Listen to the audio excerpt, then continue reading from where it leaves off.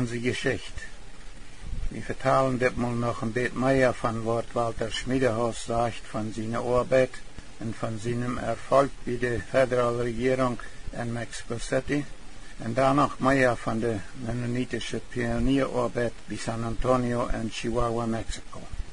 Wieder sagt Schmiedehaus, ich war hier nicht lang uitführen, wo wir die weitere Einwanderung und Erholung von Mennoniten ihre Freiheiten verhandelten. Ich will mich beschränken auf das Resultat davon. Bei meiner letzten Konferenz mit dem Direktor für Länder und Kolonisation teilte mir die Regierung ihre offizielle Antwort mit. Er drückte so aus, als hier nicht folgt. Das ist für die mennonitischen Kolonisten von großem Nutzen, dass sie einen persönlichen Vertreter hergeschickt haben. Die Regierung hat auf diesem Weg viel Interessantes erfahren, was ansonsten immer in einem anderen Licht geschildert worden wäre. Was ich Ihnen sage, ist die Regierung ihre offizielle Antwort an die Mennoniten von San Antonio. Sei Ihnen Lied, was hier folgt. Eins, was Ihnen gekriegene Freiheiten anbelangt, oder anbetrifft, braucht ihr keine Sorge übernehmen. Die Regierung hat sich nachdem, dass sie die Verhältnisse geprüft hat, entschlossen, diese am Ohlen sind anzuerkennen. Besonders die Mennoniten, die all im Land sind, haben nichts zu befürchten und stehen unter absoluten Schutz von der Regierung. Auch die Mennoniten, die noch kommen wollen, into die Oldkolonie gehören, sind mit eingeschlossen. 2. Was die Einwanderung anbetrifft, erklärt die Regierung, dass sie im Prinzip nicht jene angezeigte Mennoniten wandern haft, wenn sich dort um ehrenhafte Elemente handelt. Dann mal so kann Mexiko brücken, um vorwärts zu kommen. Die Regierung verspricht, um auch die Agraristen entgegenzukommen, einen Beamten nach San Antonio zu schicken, um dort im Einzelnen alles abzuschreiben, was die Mennoniten durch ihre Kolonisation und Godem ins Land hineingebracht haben, und wann sie dort sein sollen, auch die Notdeils. Von dem Mann sein Urteil, den die Regierung nach San Antonio geschickt hat, wird dort zum großen Teil aufhängen, auf der Regierung die weitere Einwanderung günstig oder ungünstig gegenüberstehen wird. Aber das Letztere es kaum zu befürchten, weil die Kolonisten ihre Vorteile deutlich auf der Hand liegen. 3. Schmiedehaus sagt, was die Ranchero-Frau, die Agraristenfrau anbelangt, wird die Regierung nun endlich energisch an die Arbeit kommen, um diese Sache zu allseitiger Zufriedenheit zu regeln. Die Regierung hat in erster Linie die Aufgabe, die mexikanischen Rancheros zufriedenzustellen, denn diese haben nur den Gesetz Anspruch auf Land und das Gesetz muss erfüllt werden.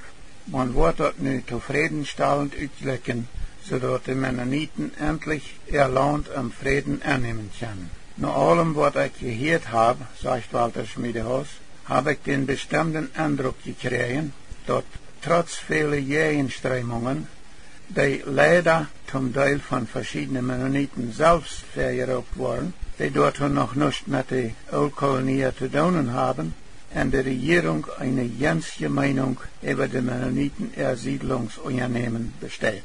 Nur 3 Wochen kam ich weiter zurück nach Chihuahua. Der Gouverneur weiß mir, dass er zufrieden wäre, und er verspricht mir auch noch weiter, dass er sich mit all den unklaren Sachen beschäftigen wird, und er wird besonders die Rancheros-Angelegenheit, die Agraristen-Angelegenheit nur ernstlich angreifen.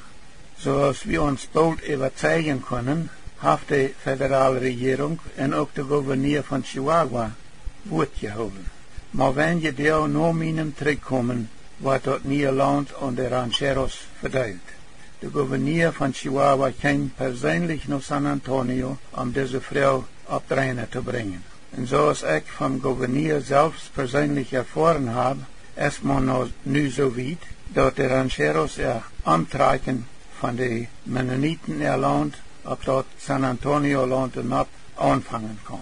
Wenn Schmiedehaus hier von dem San Antonio Land redet, dann meint dort ganze San Antonio in dort Land wird wie immer Staatsland nannten. Verwenje deel kwam ook de Geschichte von der Regierung in Mexico City hier in San Antonio an, seine Arbeit mit dem Studium über die Voordele und Nadele von der mennonitischen Kolonisation anzufangen. Ist nu in San Antonio und ich habe al eine lange Konferenz mit angehört. Soweit als man dort nu beurteilen kann, dann ist sein Eindruck von den mennonitischen Siedlungen in derart Jansja.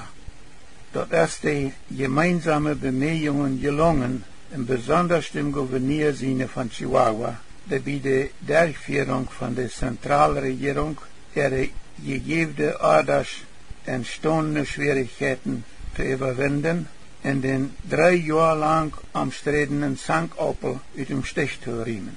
Diese Angelegenheit war keine geringe Wichtigkeit beigemessen, so als ein anfangs März veröffentlichte Telegramm vom Landespräsident bewies, und worin der Gouverneur Almeida zu der glücklichen Durchführung von der verwickelten Sache beglückwünscht wird.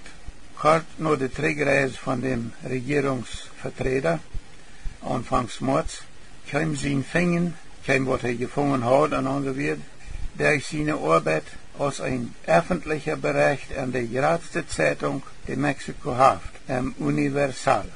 Sein Bericht war eine umfassende Schilderung von der ganzen Oldkolonie mennonitischer Kolonisten, die auf diesem Weg die weiteste Kreise vom mexikanischen Volk zugänglich gemacht wird. Daran schloss sich dann der Regierung ihre offizielle Erklärung, dass eine weitere Einwanderung nicht das geringste am Stich stand, wenn die Interessierte bereit wären, die Einwanderungsgesetze zu befolgen. Das letzte ist so selbstverständlich, dort wohl kein einwanderungslustiger Mennonit von selbst auf den Gedanken kommen kann, dass das im Widerspruch zu seinen Siedlungsinteressen stehen kann.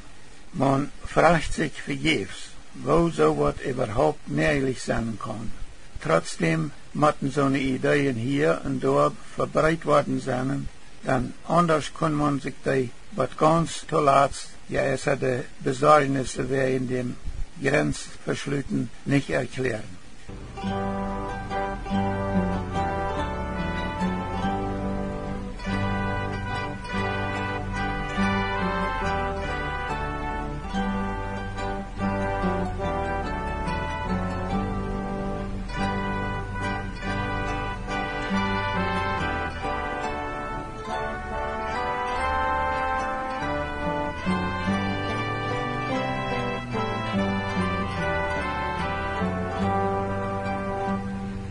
Nu waren trägt nur die Mennoniten ihre andere verschiedene Erfahrungen am neuen Land. Jeder mennonitische Bürger von Kanada merkt all am ersten Winter, dass die Brüder und ihre Häuser in ihre neue Heimat am Drehen Bustillos-Tal viel stärker auftreten als in Kanada, besonders die nicht gefarbene Brüder. Dass die Bogge und Wellenräder und alle Brüder durch den Drehen Klima hier so sehr auftreten, dort gefällt die Pioniere sehr schlecht. So eine Vorderste immer so ein Bett übertrieben können, haben Völker gesagt, hier in Mexiko drehen die Showbrüder 13 Zoll top. Dort wir vielleicht kriegt werden, dort drehe Klima, dort die mennonitische Pioniere in Mexiko sehr bald alle Wein von erdtegelen Büden und nicht mehr von hälterne Brüder. Die wenige Decker, die Pioniere in Mexiko von seidenen Schindeln gemerkt haben, zoals sie dort in Kanada immer getan hatten, die überzeugten an meistvoets, dass sie in ihre neue Heimat entweder mit Walblech Decker merken mussten, oder dass die Leute, die dort zu arm wären zum Walblech kaufen, ihre Gebiete mit Erddecker merken, zoals die Mexikaner dort deuten. Die Erddecker muss man aber klar genug merken, dass die Erde nicht so leicht raufspeilt vom Regenwasser. Aber wo fängt man die sogenannte Dacherde? Na, auf dem Land am Bustillos-Tal wären ziemlich viele kleine Plaken, wo sehr leer wären, wo im Sommer viel Regenwasser draufbrannt. Wir nannten dort Puddles, auch wenn die kein Wasser hatten.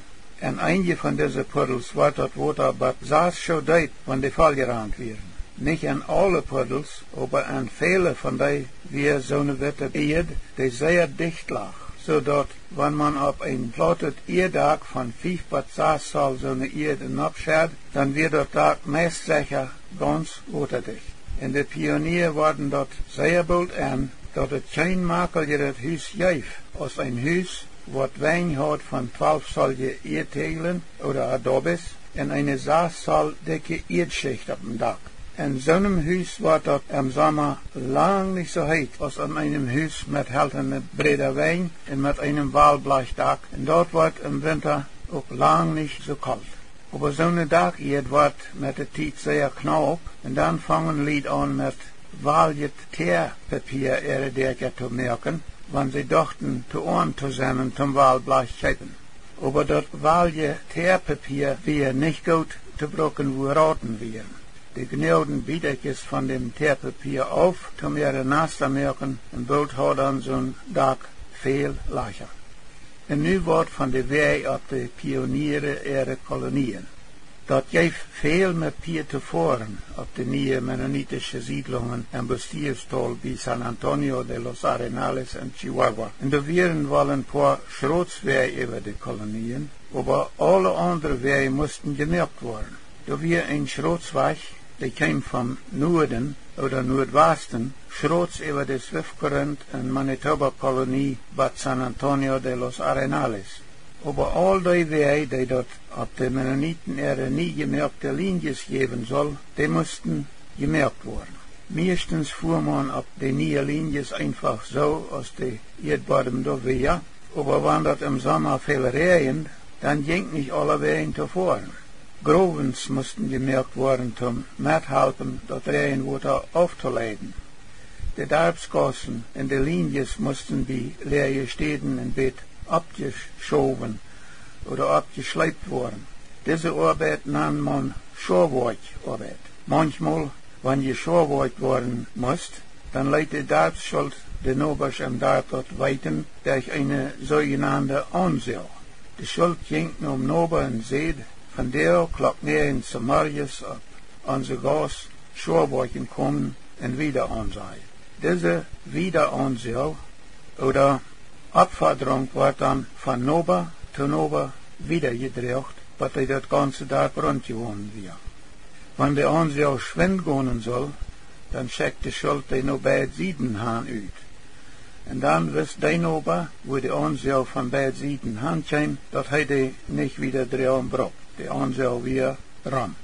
Hoeveel van ons weten dat de Rifa, oder de Fluss, die da vom Norden schrots über de Swiftcurrent en Manitoba-kolonien en Südwest-Richtung wat aan Bustius Lake aanraamt, van Mennonitische Pionieren gemerkt worden is.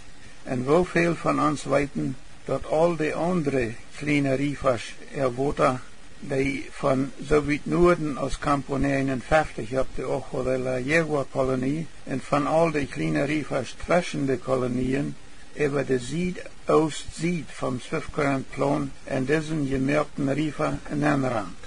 Dat grootste poort van dem land op de Swiftcurrent-kolonie en dat poort van de Manitoba-kolonie, wo des gemerkte Rifa übergeht, erstmal sehr wenig aufschüssig. Doordat al dat regenwater wat uit deze ganze gegend naar dem Bustius Lake aanvangen moest, maar zeer langzaam over een breite streep Weesland doorheen ohne dat een river weer. En dat weer een groot probleem voor de Mennonitische Pionieren. Duizenden aker land werden manchmal veradeld onder water, wanneer dat mal van Campo 59 wat in engem Norden van Campo 115 veel geregend had, van wo dat al dat regenwater naar Bustius Lake aanvangen moest. De kolonisten hebben door voor jaren immer weiter nog meer geschoren, om dat water verzekeren einen schwindenden Weg über ihre Kolonien zu leiden. Als de Pionieren diese Waterleidung merken, dann nahmen sie einen Kanal und nicht einen Rifer. Sie schleppten alle Jahre noch mehr Erd aus dem Kanal raus und dann mit der Erd auf die leergestehenden Fähr dat sich dat Water nicht so weit auf dem Land verbreiten soll. Und von der denkt man kaum noch daran, oder weiß vielleicht nicht einmal, dass das lange, große River doch nicht einmal gewasst ist. Die meisten von uns hören das vielleicht zum ersten Mal. Aber ich erinnere mich noch daran, dass unsere Väter davon geredet haben, dass, wenn sie in den ersten Jahren mal nur 4 oder 5 Jahre nachdem dort am Norden viel geregnet hat, diesen Weg fahren mussten, dann wären sie meilenweit so gefahren, dass das Wasser auf Städten ein paar Schuhe dort gewasst wäre. Wir haben dort unsere Vaters, Großvaters und Urgroßvaters zu verdanken, dass wir, wenn wir nu von Cuauhtémoc nach Rubio fahren, noch große Regens am Norden, dass wir all dort überrannende Regenwater oder aufrannende Regenwater überhaupt nicht recht merken, weil es dort aller Schmuckling den gemerkten Riefer schält, den unsere Voreltern einen Kanal nannten. Hier müssen wir weiter aufbrechen. Nächstes Mal vertellen wir noch ein bisschen mehr von den Pionieren ihren Waterleitungen merken, die mit der Zeit Riefer wurden. Und dann fangen wir an zu vertellen, mit was für Gelder die Vorsteher auf der Manitoba-Kolonie in Chihuahua, Mexiko, ihre Landschuld bezahlten, wenn die meisten Bürger ihre Einnahmen in den ersten Jahren zu klein waren, um ihre Landschuld zu zahlen. Was nächstes Mal? Ich bin George Rampert.